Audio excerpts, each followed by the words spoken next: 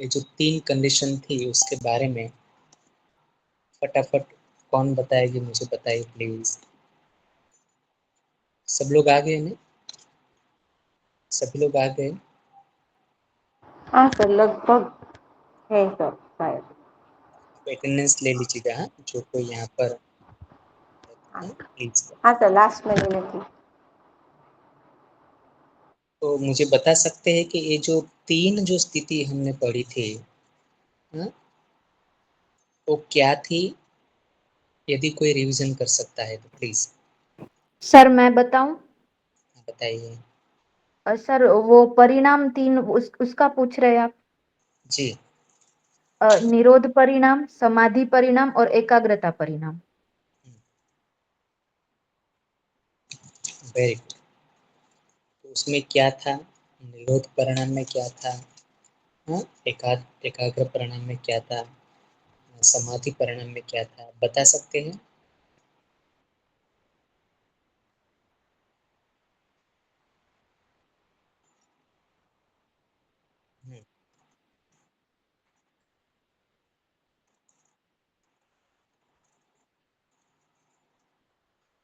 बताइए।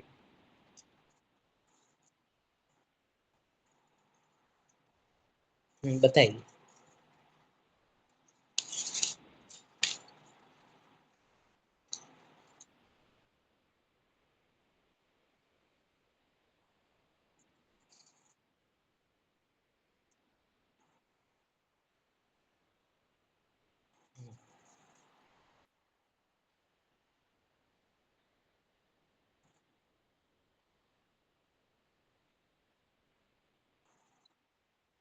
हम्म।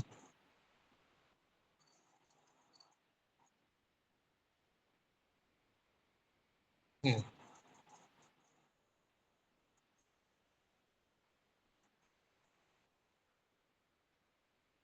हम्म। ठीक है, और कौन बताएंगे? सर मैं बताती हूँ। निरोध परिणाम, समाधि परिणाम और एकाग्र का परिणाम। उसमें निरोध है, उसमें हमारा जो पतंजलि योग सूत्र का है कि योग चित्त वृत्ति निरोध, किसी भी प्रकार की हमारे मन में वृत्तियों का नहीं होनी चाहिए, तो निरोध हो जाता है। उसके बाद समाधि परिणाम में 4 जो है सविचार, निर्विचार, सवितर्क, निवर्तक, उस हिसाब से हमारी समाधि लगती है। जब हमारा माइंड जो है वो पूरा चंचल वृत्ति से पर हो जाता है, तब हमारी समाधि लगती है। और समाधि के बाद जब हम निरोध और समाधि दोनों लगता है, उसके बाद एकाग्रता आती है कि दोनों जो स्थिति है शांत होने वाली और जो ध्यान लगाने वाली, दोनों जो स्थिति आती है शांत और अशांत, उसके बाद एकाग्रता आती है। हम्म। हम्म।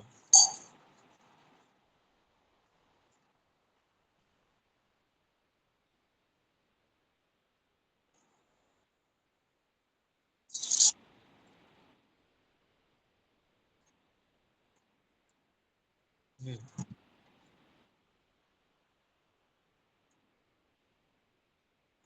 हम्म।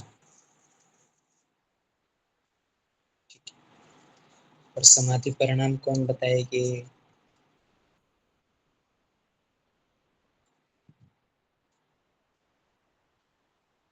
मेरी आवाज आ रही है?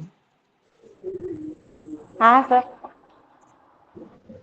समाधि परिणाम बताइए। समाधि परिणाम। हेलो हाँ।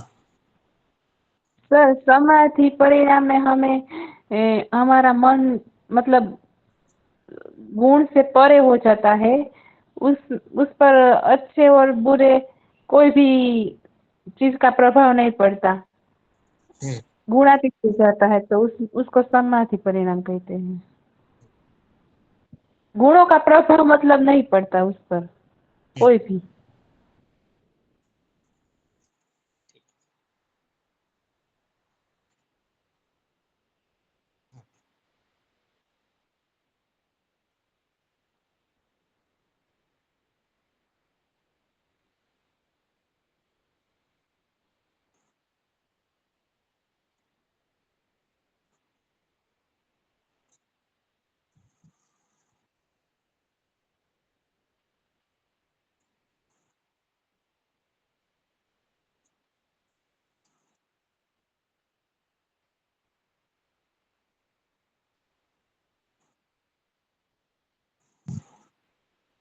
हम्म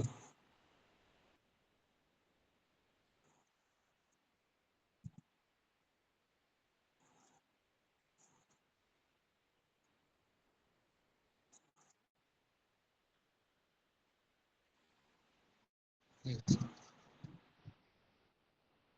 ठीक है। यदि मेरी आवाज आ रही है, हाँ सर। यदि यदि ये आप सभी लोगों को, यदि एक क्वेश्चन 4 मार्क में एक परिणाम के बारे में, एक परिणाम को 4 मार्क में यदि पूछा जाए, तो आप लोगों को अलग अलग एग्जाम्पल के साथ, आपने अर्थ करता बेटा, तो आपको एग्जाम्पल के साथ लिखना आना चाहिए। यदि आपको 10 मार्क में पूछा जाता है तो तीनों की तीन अवस्था आप लोगों को ये लिखना आना चाहिए। आप देखोगे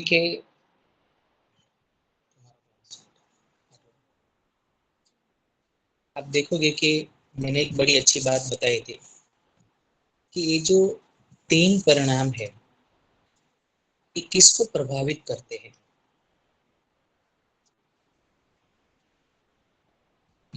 कौन बताएगा प्लीज? हमारे चित्त को। Very good. ये आपको कतई भूलना नहीं है। चित्त को प्रभावित ये 3 परिणाम करते हैं। उसमें से हमने ये तीनों परिणाम की बात की थी, जैसे आप लोगों ने बताया था।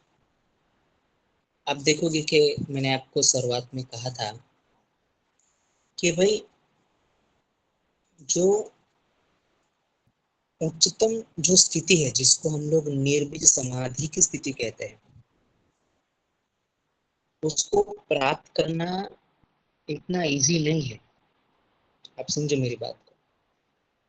हमारे मन में यहाँ पर प्रश्न ऐसा होता है कि सर उसको प्राप्त करना क्यों इजी नहीं है? उसका जवाब ये हुआ क्योंकि मैं और आप सभी लोग जो है ना, वो गुणों से घिरे हुए हैं।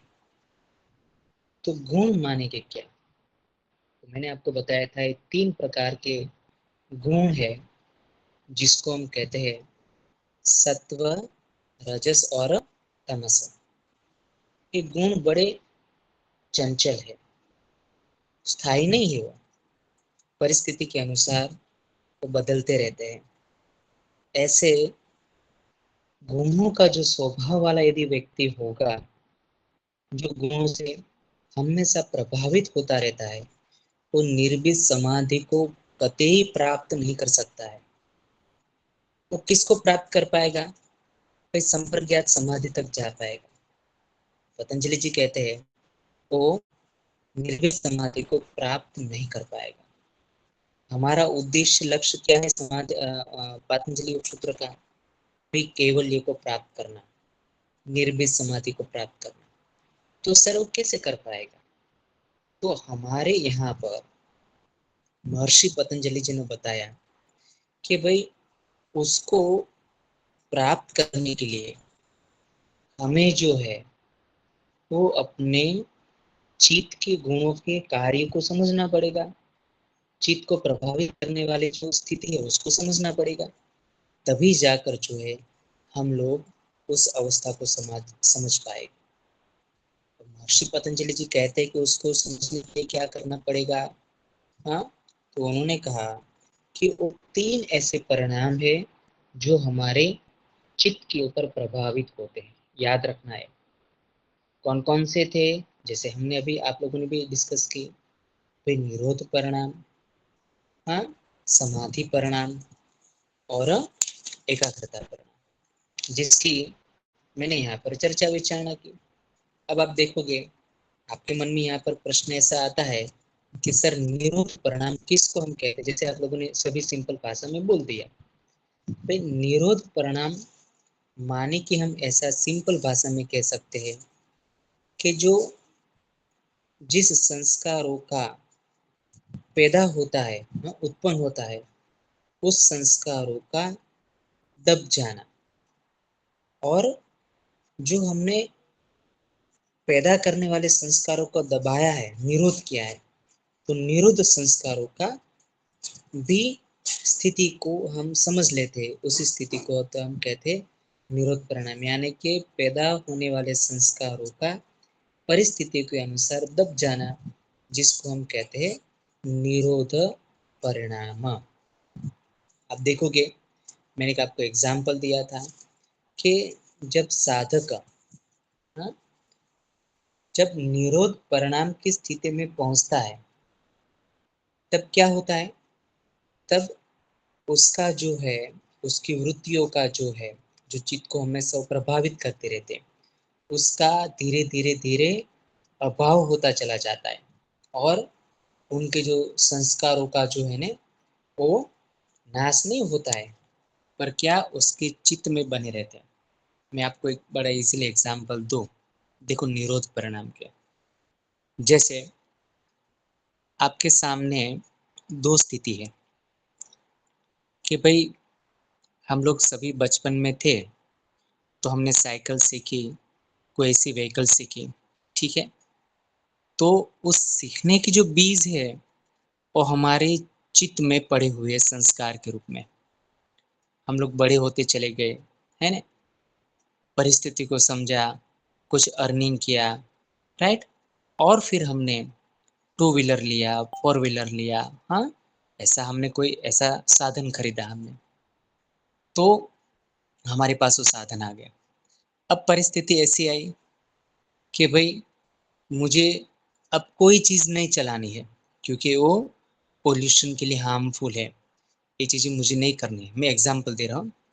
तो आपने निरोध तो कर लिया, आपने उस क्रिया को स्टॉप तो कर लिया, पर क्या हमारे संस्कारों में जो पढ़े हुए जो चीज़ थी वो कंप्लीटली डिलीट नहीं होगी? मेरी बात को समझना। वो क्या, जब भी मूवमेंट होगा तो अपने आप में वो प्रभावित तो करता ही रहेगा। तो अभी प्रेजेंटली यहाँ पर हमें क्या करना है, फिर निरोध परिणाम में आने के जो चित्त के ऊपर जो प्रभावित करने वाली जो स्थिति थी, उसको हमने क्या कर लिया, धीरे धीरे धीरे जो संस्कार पैदा होते थे जो मेरे लिए हार्मफुल थे, उसको मैंने निरोध अवस्था के द्वारा मैंने उसको संस्कारों को दबा दिया। उस स्थिति को हम कहते हैं निरोध परिणाम की स्थिति, जो मैंने आपको एक एग्जाम्पल के साथ भी पीपीटी में मैंने आपको बताया था, जो आपके सामने यहाँ पर है। आपको स्क्रीन दिख रहा है? नहीं सर। स्क्रीन नहीं दिख रहा है? यहाँ पर एक मिनट, हाँ। ओके।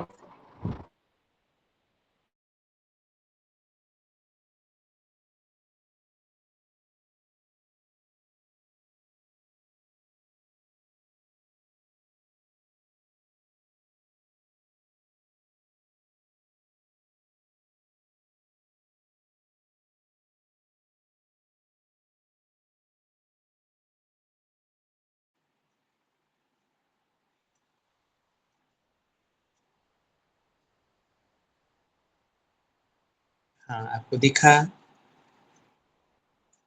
हाँ सर।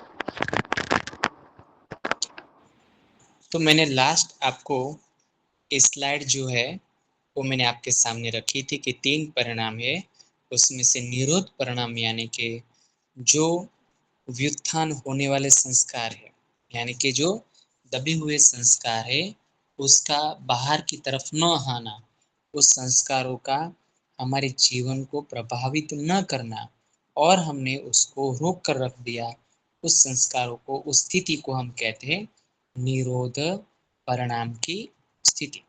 इजीली मैंने आपके सामने बताया था, राइट। तो ये एक एग्जाम्पल के रूप में आप ले सकते हो। दूसरा मैंने आपको बताया था कि इसका जो बेनिफिट है, हाँ, वो भी मैंने आपके सामने रखा था, यदि याद हो तो, है ना, कि भाई मैंने उस बेनिफिट का क्या बताया था कि जब हम लोग निरोध परिणाम की स्थिति को प्राप्त करते हैं तो हमारे अंदर क्या लाभ मिलता है। तो पतंजलि जी ने यहाँ पर कहा था कि तस्य प्रशांत वाहिता संस्कार, ये हमने पढ़ा था ना कि निरोध संस्कारों के द्वारा, यानी कि निरोध संस्कार को जब हम प्रभावित करते हैं तो जो व्युत्थान होने वाले संस्कार कैसे हो जाएगी, धीरे धीरे नाश हो जाएगी, धीरे धीरे वो कैसे हो जाएंगे, दब जाएंगे। और उस समय पर हमारे जो चित्त की जो स्थिति कैसे होगी, एक स्थिर होगी, हाँ? शांत होगी। तो ये जो लाभ है वो आपको यहाँ पर लिखना है कि जैसे ही योगी के अंदर व्युत्थान संस्कारों का दब जाने की स्थिति आती है निरोध अवस्था के द्वारा, तब उसके चित्त की स्थिति कैसे हो जाएगी, शांत हो जाएगी और वो सहज गति से जो है ना वो चलने लगेगी। ऐसा यहाँ पर बताते हैं। मैंने आपको एक एग्जाम्पल दिया था, याद हो कि भाई मानो कि हम किसी के घर पर भोजन करने के लिए जाते हैं तो भूख तो हमें बहुत लगती है, तो हमने क्या किया कि भाई चलो इच्छा तो हुई पर कह तो हम नहीं पाएंगे। क्यों? क्योंकि उनके बच्चे भूखे थे, है ना, उनकी बूढ़ी माँ भूखी थी। तो हमने क्या कह दिया कि भाई एक काम करो, आप लोग जो है ना ये बच्चों को बिठा दो भोजन करने के लिए, हम लोग बाद में बैठेंगे। तो कहने का मेरा तात्पर्य है कि भाई जो संस्कार पैदा हो रहे थे उसको मैंने निरोध अवस्था की स्थिति में वहां पर सप्रेश कर लिया, और मेरी जो उत्साहित की जो गति थी, भूख लगने की जो गति थी, हाँ, हमने अति भूख लगती तो क्या होते, तो मैंने धीरे धीरे उसको सहज गति में कन्वर्ट कर लिया। ऐसी स्थिति को हम कहते हैं यानी निरोध परिणाम की स्थिति, जो आपको ध्यान रखना है। अब देखोगे कि ये जो स्थिति कब आती है पता है, कि जब हम सदैव योग साधना में कार्यरत रहते हैं, हम सदैव योग साधना के पथ पर सदैव हम लोग बने रहते हैं, तब जाकर जो है वो स्थिति हमारे अंदर पैदा होती है। हाँ, धीरे धीरे जो बुरे संस्कार, अब देखो सबके अंदर बुरे संस्कार होते ही है, अच्छे बुरे दोनों होते हैं, पर उसको कब वहां पर कैसे क्रियान्वित करना है वो हमें पता होना चाहिए। ऐसा ना हो जाए कि भाई मेरे शब्द के द्वारा, व्यवहार के द्वारा, हाँ, कोई सी बुरी चीजें जो है ना वो निकल जाए। तो सदैव मेरे अपने विचारों को ध्यान रखना है, और जो परेशानी वाले जो व्युत्थान संस्कार है इसको धीरे धीरे निरोध अवस्था में लाकर उसको वहां पर छोड़ देना है। यदि ऐसी स्थिति हमारे अंदर होगी तो क्या होगी, तो हमारा मन कैसा हो जाएगा, शांत हो जाएगा, और धीरे धीरे जो है ना और एक सहज गति उसके अंदर होने लगेगी। तो इस तरह का एग्जाम्पल जो है वो हम लोग दे सकते हैं, राइट। तो हमने ये तो एग्जाम्पल की बातचीत की थी। तीसरी चीज मैंने बताई थी कि भाई समाधि परिणाम, और इसका मैंने स्क्रीनशॉट भी आप लोगों के सामने रखा था, है ना भाई, समाधि परिणाम। तो मैंने कहा था कि भाई सर्व अर्थ एकाग्रयतयो क्षयोदयो चित्तस्य समाधि परिणाम। मैंने आपको कहा था कि सर्व अर्थ का मतलब ये होता है कि चित्त जो है ना हमारा, यानी कि मन अनेक विषय में चलायमान होता है। सर्व अर्थ का मतलब क्या होता है, सर्व अर्थता, है ना, हमारा जो मन है वो अनेकों विषयों में लगा रहता है।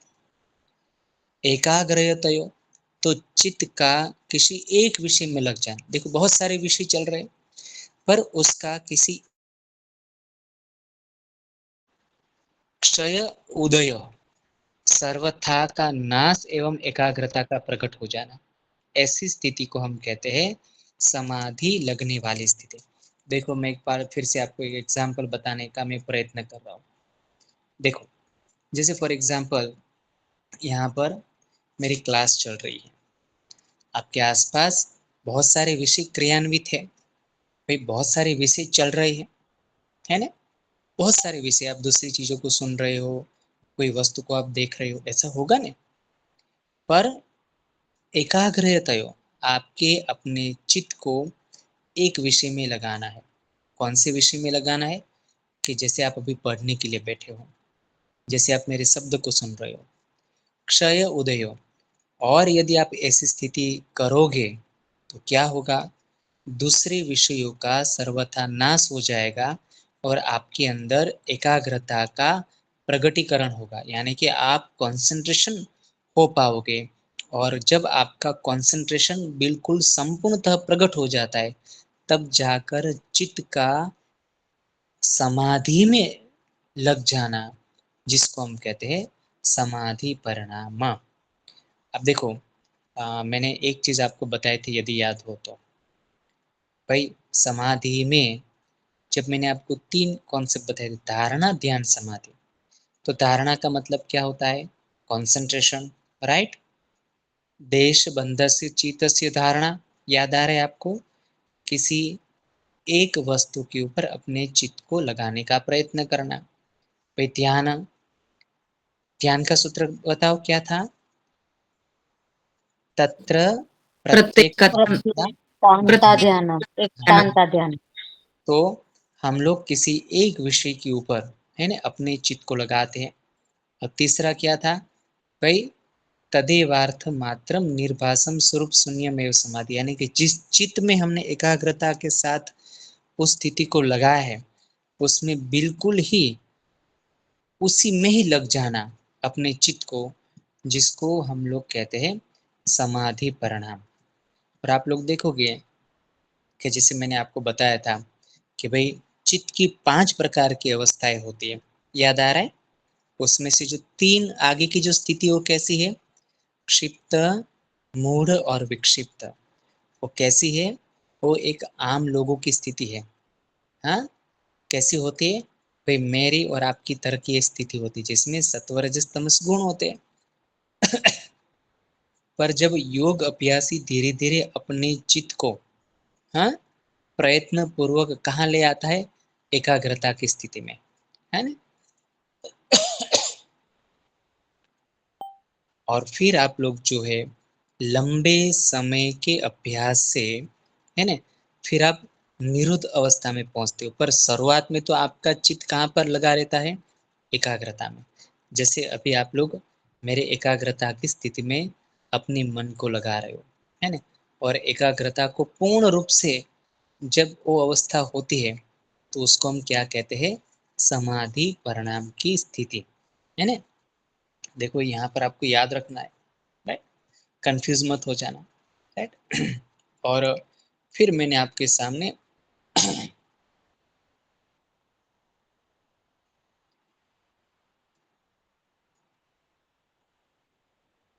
तीसरी स्थिति बताई थी, जिसका नाम है एकाग्रता की स्थिति। तो एकाग्रता की स्थिति हमने क्या बताई थी? तो सिंपल मैंने बताया था कि किसी एक चीज का उदय होना और दूसरी चीज का लुप्त होना, जिसको हम कहते हैं एकाग्रता की स्थिति। यानी कि वहां पर लिखा है शब्द, आप देखो, ततः पुनः शांतो उदितो।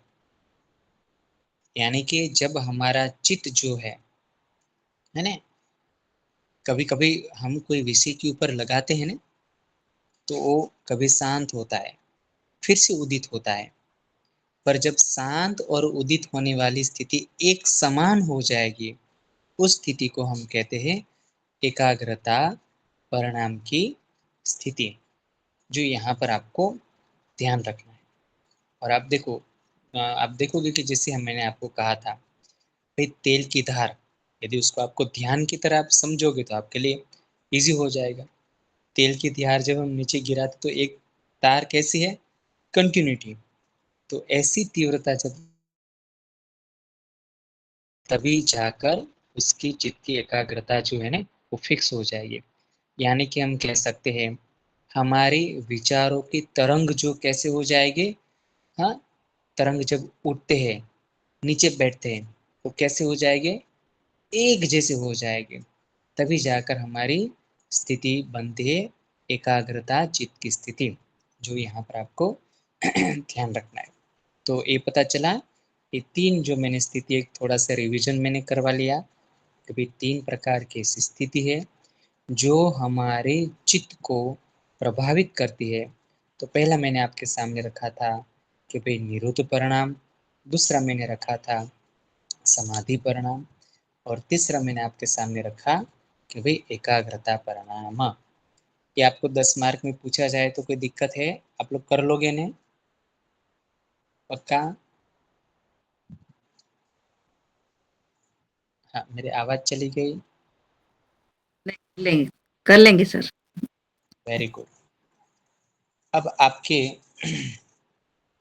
मन में यहाँ पर प्रश्न ऐसा आता है, अब देखो पतंजलि जी कहते हैं कि भाई चित्त को प्रभावित करने वाली स्थिति को तो हमने समझा, पर महर्षि कहते हैं कि जैसे चित्त को प्रभावित करने वाली स्थिति होती है ना, वैसे वस्तु को भी प्रभावित करने वाली स्थिति होती है।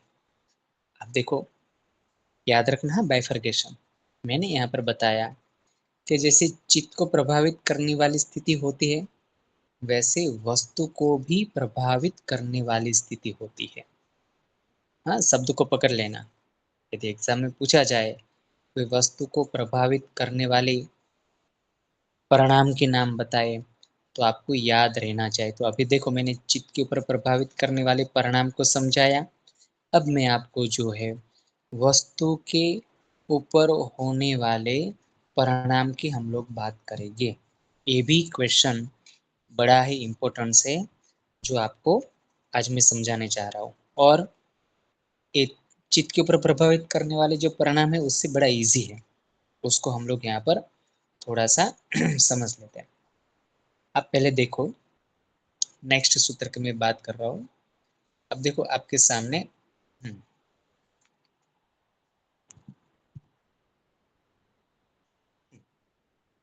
एक सूत्र मैंने लिखा है वहां पर। आप देखो कि भाई अतेन भूतेन्द्रयशु धर्म लक्षण अवस्था परिणाम व्याख्याता। अतेन का मतलब ऐसा होता है भाई चित्त के परिणामों से भूत, भूत यानी कि क्या, हमारे पंच महाभूत पृथ्वी जल वायु, इवेन्द्रियाणासु यानी कि इंद्रिया आदि आंख नाक कान में, धर्म परिणाम लक्षण परिणाम व्याख्याता। तो महर्षि कहते हैं कि जैसे हमने जो उपरोक्त जो 3 परिणाम को देखा, कौन कौन से, निरोध परिणाम को, समाधि परिणाम को, एकाग्रता परिणाम को, तो ये हमने 5 परिणाम को देखा जो चित्त के ऊपर प्रभावित करते हैं। उसी प्रकार जो पंच महाभूत और इंद्रियों में होने वाले जो परिवर्तन है, जिसके द्वारा हम वस्तुओं को समझते हैं, उसको समझने के लिए उसमें भी कुछ परिणाम की बातें बताई है।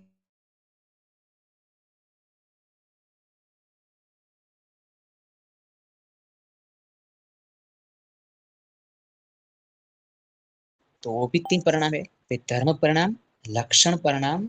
मेरी आवाज आ रही है? मुझे बताते ના रहना। સર વચ્ચે કટ થઈ ગઈ હતી હવે આવી. तो ये 3 परिणाम आपको याद रखने हैं। इसका स्क्रीनशॉट ले लो प्लीज। अब इसको इजी समझाने के लिए मैं आपके सामने कुछ ऐसे इमेजिनेशन में रखने का प्रयत्न कर रहा हूँ, राइट? तो इसका स्क्रीनशॉट ले लो प्लीज।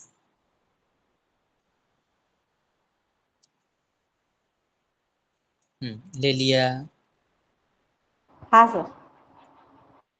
अब देखिए,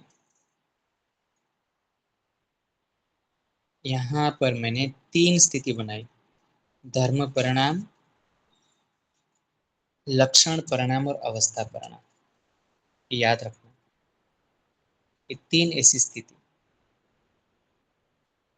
जो हमारे पंच महाभूतों और इंद्रियों के ऊपर परिवर्तित होकर हमें वस्तु को कुछ अलग ढंग से जिसका आभास करवाते हो, जिसको हम कहते हैं धर्म परिणाम, लक्षण परिणाम और एकाग्रता परिणाम।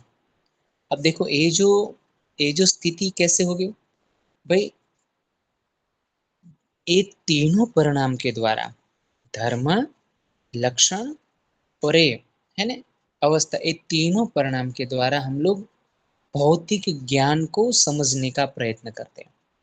और ऊपर वाले जो परिणाम थे कौन कौन से, जैसे मैंने यहाँ पर बताया था आपको, धर्म अर्थ सॉरी निरोध परिणाम है, वो थोड़ी सी उच्चतम स्थिति को समझने के लिए हमें प्रभावित करते हैं।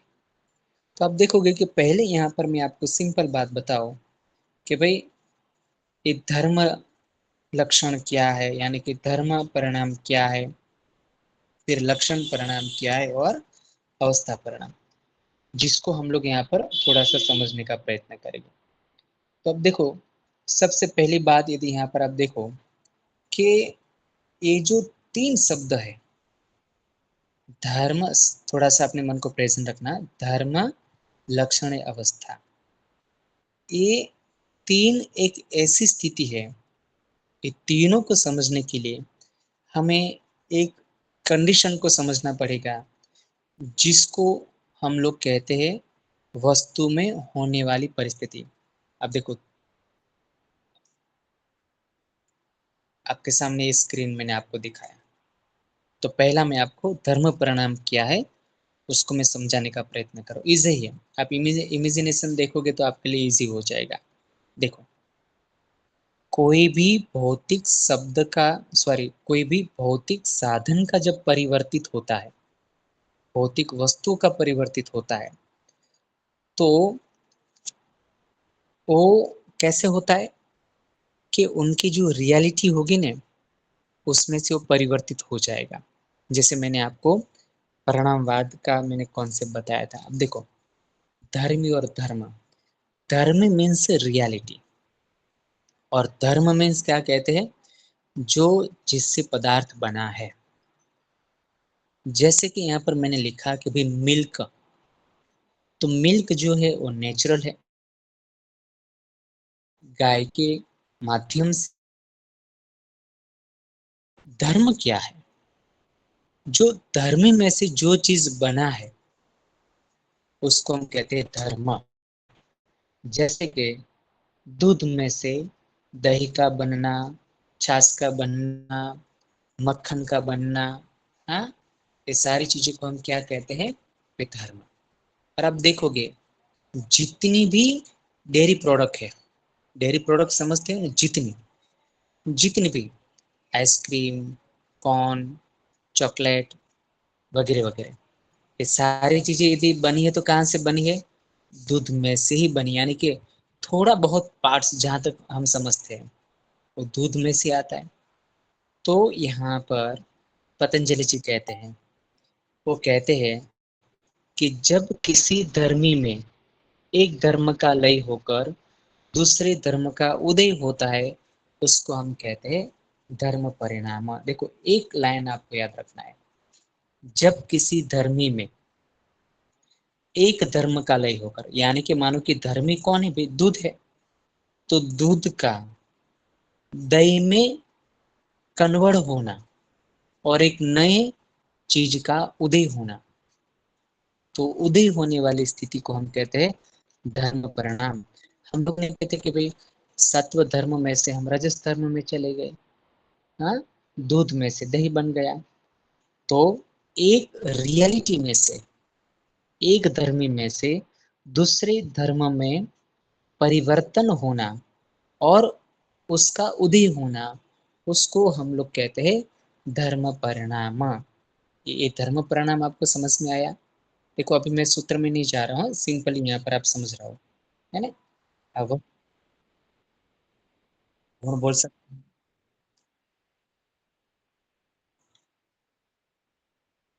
हाँ, बदलाव आना, परिवर्तन हो गना, कह सकते हैं, है ना, कह सकते हैं।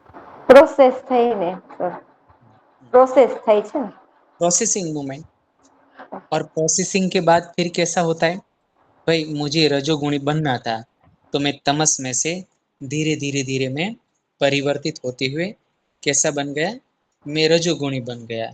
तो ऐसी स्थिति રિઝલ્ટ, को, હા, हाँ, રિઝલ્ટ ચેન્જ. रिजल्ट है, तो उसको हम क्या कहते हैं, कि धर्म परिणाम। ये पता चला, इजी है ना। હા સર. अब देखो, दूसरी परिणाम है जिसको हम लोग कहते हैं, हाँ, जिसको हम लोग कहते हैं भाई लक्षण परिणाम, है ना। देखो, सूत्र तो एक ही है, पर उसके अंदर 3 शब्दों को हम समझाने का प्रयत्न करते हैं, यानी कि लक्षण परिणाम। भाई अब लक्षण परिणाम किसको कहते हैं? तो अब देखोगे कि लक्षण परिणाम माने कि क्या। जैसे फॉर एग्जाम्पल हम कहते हैं कि वर्तमान में जो धर्म है उसका लुप्त हो जाना, हाँ, उसका अतीत लक्षण अनागत धर्म का प्रकट होना। तो वर्तमान लक्षण परिणाम और प्रकट होने से पहले वह अनागत लक्षण रहता था, इन तीनों को लक्षण परिणाम कहते हैं। अब थोड़ा सा उसको समझो, थोड़ा सा अब जरा आप समझो फिर लक्षण परिणाम।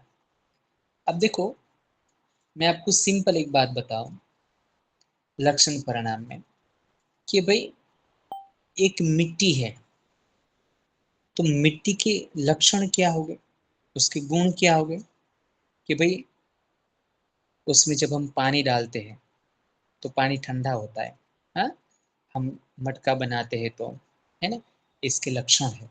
मेरी बात को समझना यहाँ पर।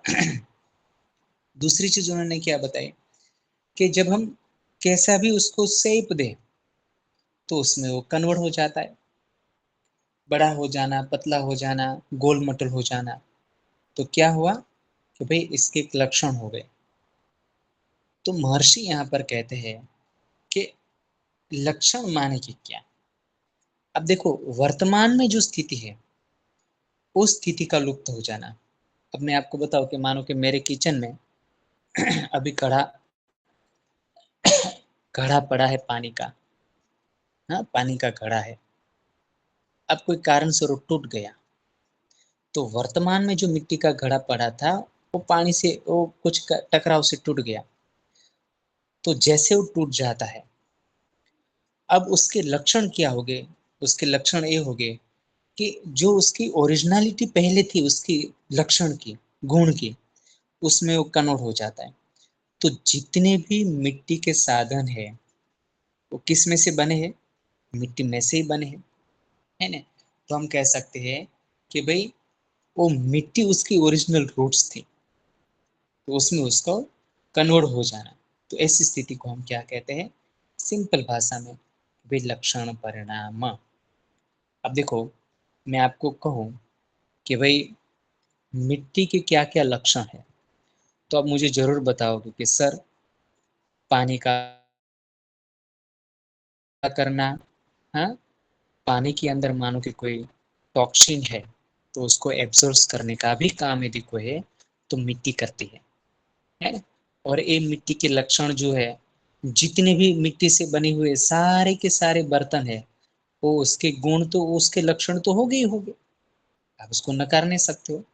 तो ऐसी स्थिति को हम क्या कहते हैं, लक्षण परिणाम। तो महर्षि यहाँ पर हमें बताने का प्रयत्न करते हैं कि मानो के, जैसे अभी आप लोगों ने कहा कि भी 3 प्रकार के गुण है, सत्व रजस तमस। मानो कि हम लोग सत्व गुणी बन चुके हैं, पहले हम तो थे तमस में, सत्व गुणी बन चुके हैं, तो क्या हमारे अंदर तमस बिल्कुल ही नष्ट हो जाएगा ना। कुछ लक्षण तो पैदा हो गए, कुछ रजस के लक्षण पैदा हो गए, हाँ, तमस के लक्षण पैदा हो गए, रियलिटी तो कहीं ना कहीं बाहर तो आएगी आएगी, राइट। तो यहाँ पर कहते हैं कि जो हमारे पंच महाभूत है ना, ये सारे के सारे अपने अपने गुणों के आधारित प्रभावित होते हैं, है ना। और कुछ न कुछ जो है वो अपने लक्षण जो है प्रभावित करते हैं। तो उसको हम लोग यहाँ पर क्या कहते हैं, विलक्षण परिणाम। ये थोड़ा थोड़ा सा समझ में आया आपको। मैंने किताबों की भाषा नहीं ली, अभी सिंपल ही भाषा आपके सामने रखा मैंने, ये समझ में आया।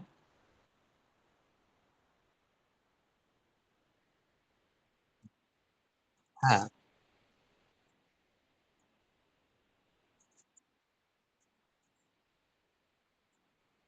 जैसा था वैसा हो जाता है, यानी कि अपने वर्तमान जो पदार्थ थे, अब गणेश जी वर्तमान की स्थिति में थे तो उसको हमने क्या किया, भाई लुप्त कर दिया।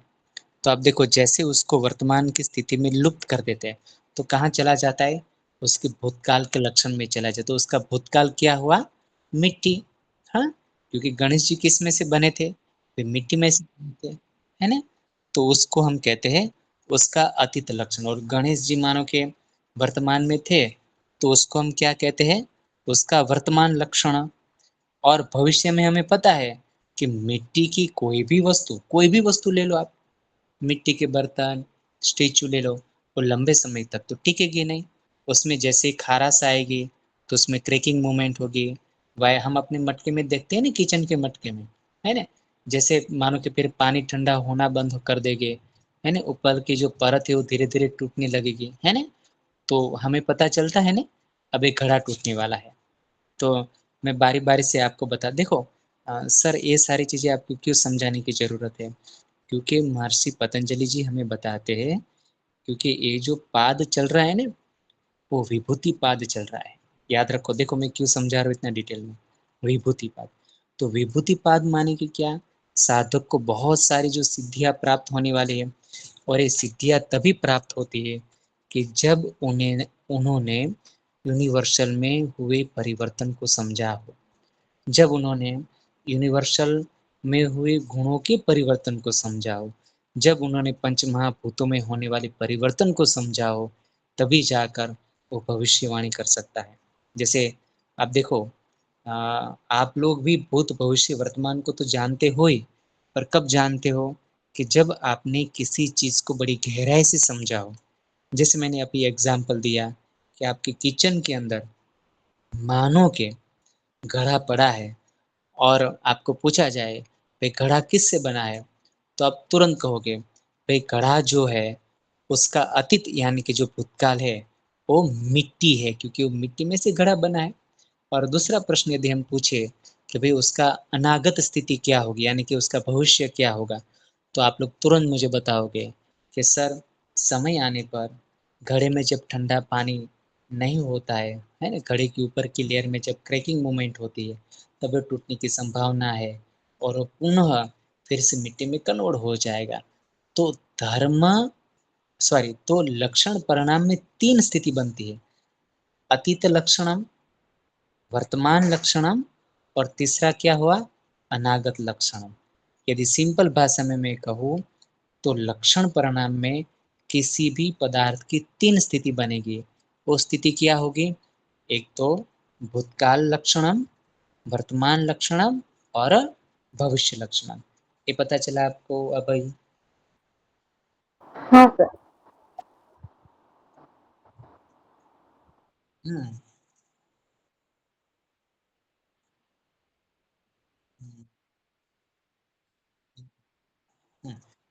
सही बात है, वो आएगा, वो एग्जाम्पल इसी में है, वेरी गुड, है ना, एग्जाम्पल इसी में, राइट। સર આને એવી રીતે પણ કહી શકીએ ને કે ધારો કે આપણા ચાર વર્ણ કર્યા હતા, બ્રાહ્મણ, વૈશ્ય ને, તો ઘણી વખત આપણે એવું સાંભળી કે જેમ કે પરશુરામજી છે તો એનો સ્વભાવ છે એ ગરમ જ હતો, તો એ સંત હતા તો બી એમને એના જે સંસ્કાર, જે લક્ષણ જે એના હતા, ગરમ સ્વભાવ મીન્સ એની તામસિક, તો એના લીધે એને ગુસ્સો આવતો, તો એ રીતે થઈ શકે ને કે તમારો બેઝિક સંસ્કાર છે એ તમે નિરોધ કરીને આમ દબાવો છો એને, પણ અમુક સમયે એ બહાર આવે.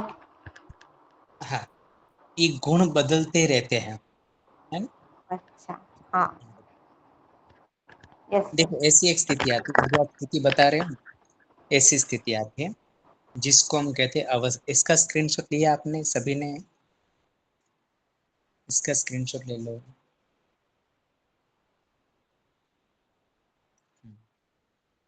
देखो तीसरी जो स्थिति,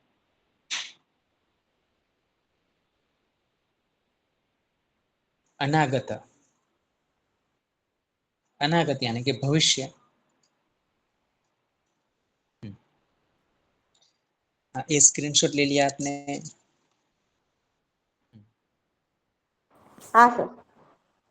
अब देखो तीसरी जो स्थिति आई, जिसको हम कहते हैं अवस्था परिणाम।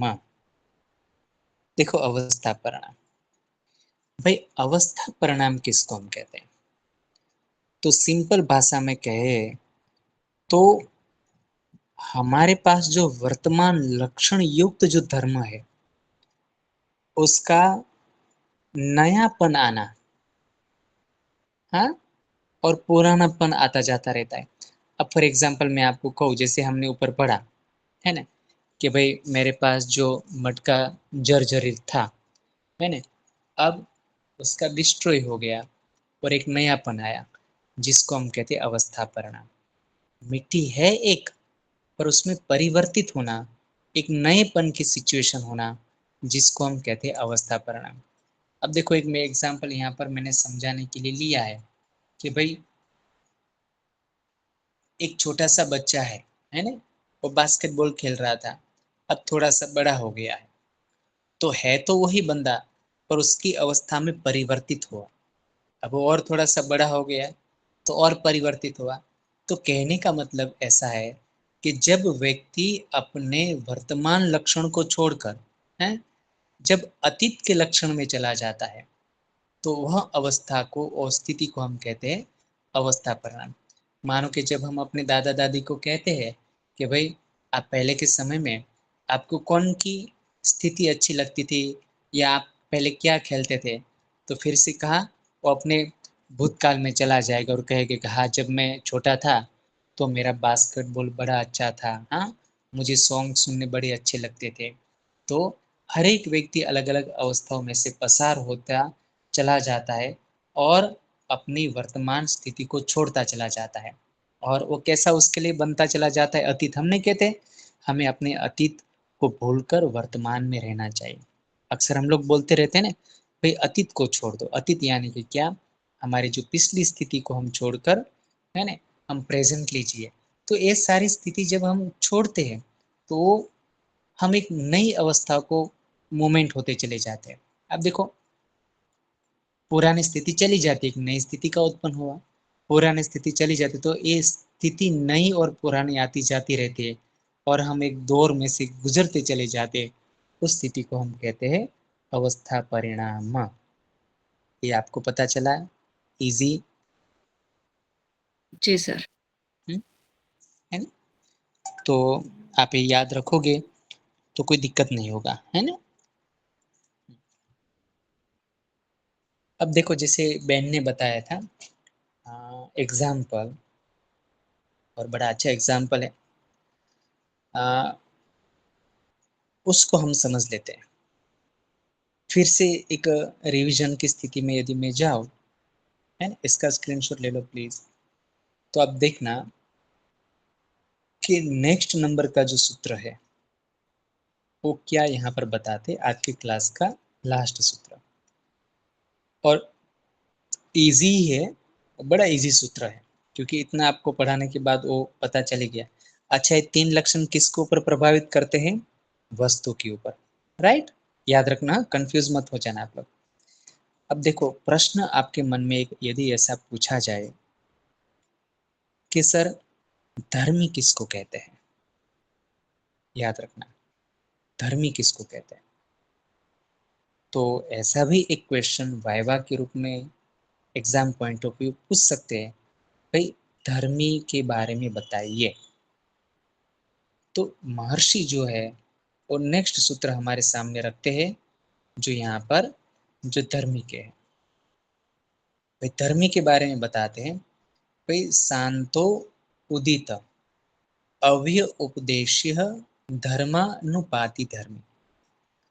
देखो, पहले मैं आपको सिंपल बताऊं कि हमने पिछले सूत्र में 2 शब्द को समझा था, एक धर्म था और दूसरा क्या था? धर्मी था, राइट? एक धर्म था और दूसरा कौन सा था? धर्मी था। तो धर्मी हमने किसको कहा था? कि जो ओरिजिनल है, और धर्म क्या है? जो अलग अलग पदार्थ में विद्यमान बना रहता है। यानी कि धर्मी कैसा है कि भाई ए पदार्थ ए पदार्थ ए पदार्थ, जो पदार्थ हो गए वो कैसे हो गए? अलग अलग स्थिति में। जैसे यहाँ पर मैंने आपके सामने रखा है कि भाई मानो कि कोई अपना ये मिट्टी का जो पोट है, अभी वो प्रेजेंटली धर्म है मेरे लिए। धर्म यानी कि पदार्थ है। अब मैं आपको पूछूं कि भाई उसका अतीत क्या है, तो आप मुझे जरूर कहोगे कि सर उसका अतीत जो है ना, वो उसकी मिट्टी है। तो मिट्टी जो है वो ओरिजिनल है, पंचमहाभूतों से बनी है, तो मेरे लिए क्या हो गया? वो धर्मी हो गया। वर्तमान में क्या है? एक घड़ा पड़ा हुआ है, और भविष्य क्या होगा कि जब घड़ा जर्जरित हो जाएगा तो वो डिस्ट्रॉय हो जाएगा। तो यहाँ पर धर्मी का मतलब ये हुआ कि किसी भी पदार्थ के अतीत, वर्तमान और भविष्य धर्म में जो एक तत्व सदा विद्यमान रहता है उसको हम कहते हैं धर्मी। अब मानो कि वो घड़े का वर्तमान ले लो, भविष्य काल ले लो या आप भूतकाल ले लो, और उसमें एक गुण जो है ना वो हमेशा विद्यमान रहते हैं। वो कौन से? मिट्टी। ये समझ में आया? दूसरा मैं एक आपको एग्जाम्पल दूं, मानो कि हमारे ऑर्नामेंट, गहने, तो गहने में भी सोना है। अब सोने की कितने गहने बनते हैं अलग अलग डिजाइन के, बहुत सारे, जिसकी हम लोग कल्पना नहीं कर सकते, बहुत सारे हार, नेकलेस, etc, रिंग। पर वो सारे ऑर्नामेंट्स के अंदर धर्मी तो है ही। धर्मी यानी कि क्या? उसकी रियलिटी तो है। ये समझ में आता है? तो महर्षि ने यहाँ पर उसकी 3 स्थिति बताई है, याद रखना। शांत, उदित और अव्यपदेश्य। अभी देखो इजी है, ये रिपीटेशन ही हो रहा है। शांत माने कि क्या? शांत को हम कहते हैं उसका भूतकाल, अतीत। उदित माने कि क्या? उसका वर्तमान। जैसे मिट्टी पड़ी थी, चलो मेरी इच्छा हुई कि चलो आज मुझे मटका बनाना है, मैंने मटका बना लिया, तो मैंने उसका वर्तमान को उदित किया, मैंने वर्तमान बनाया। और अव्यपदेश्य, अव्यपदेश्य मीन्स क्या? भविष्य काल। तो 3 जो स्थिति है वो यहाँ पर बताए। यदि आपको एग्जाम पॉइंट ऑफ व्यू पूछा जाए कि धर्मी के बारे में विस्तृत चर्चा करो, मेरी बात को समझना प्लीज, हाँ, तो आपको यहाँ पर, जैसे अभी बेन ने बताया कि इसमें यहाँ पर आप लोग जो है ना, इसका स्क्रीनशॉट ले लो प्लीज, स्क्रीनशॉट ले लो। उसमें आप लोग जो है वो बर्फ का एग्जाम्पल दे सकते हो। जैसे बेन ने बताया, डिक्ट वहां पर वो चीज है। अव्यपदेश्य यानी कि बर्फ का जो भूतकाल है वो पानी है। यदि मैं बड़ी इजी बात बताऊं, शास्त्र के शब्दों को मैं न लूं, उदित, उदित माने के वर्तमान। मुझे बर्फ चाहिए था, फ्रीजर में से मैंने बर्फ लिया और पानी को मैंने ठंडा कर लिया, ये वर्तमान स्थिति है, तो बर्फ तो पानी में है। सेकेंड है शांत, यानी कि अब बर्फ धीरे धीरे पानी में क्या होते चले जाएंगे, है ना, वो मिटते चले जाएंगे। तो किस में कन्वर्ट हो जाएंगे? उसके भूतकाल में। यानी कि कैसा? जहां से वो बना था, पानी में से तो बर्फ बना था, तो कहाँ वो डिस्ट्रॉय हो जाएगा? उसके शांत स्थिति में डिस्ट्रॉय हो जाएगा। तो ऐसी स्थिति भी किसी भी पदार्थ की होती ही है। वो पंच महाभूतों में से जो बने हुए हैं उसमें 3 स्थिति जो है वो हमेशा होती है। शांत, उदिता, अव्यपदेश्य, धर्मानुपाति धर्म। यानी कि हम कह सकते हैं धर्मी जो है वस्तु की रियलिटी, जो उसके शांत यानी कि भूतकाल में, उदित यानी कि वर्तमान काल में, और अव्यपदेश यानी कि भविष्य काल में, है ना, ये तीनों की 3 स्थिति जो है जिसमें यानी कि वो पदार्थ में विद्यमान रहता ही है। ऐसा पदार्थ, ऐसी सब्सटेंसेस जिसको हम लोग क्या कहते हैं? धर्मी। ये पता चला आपको, जो मैं आपको समझाने का प्रयत्न कर रहा हूँ।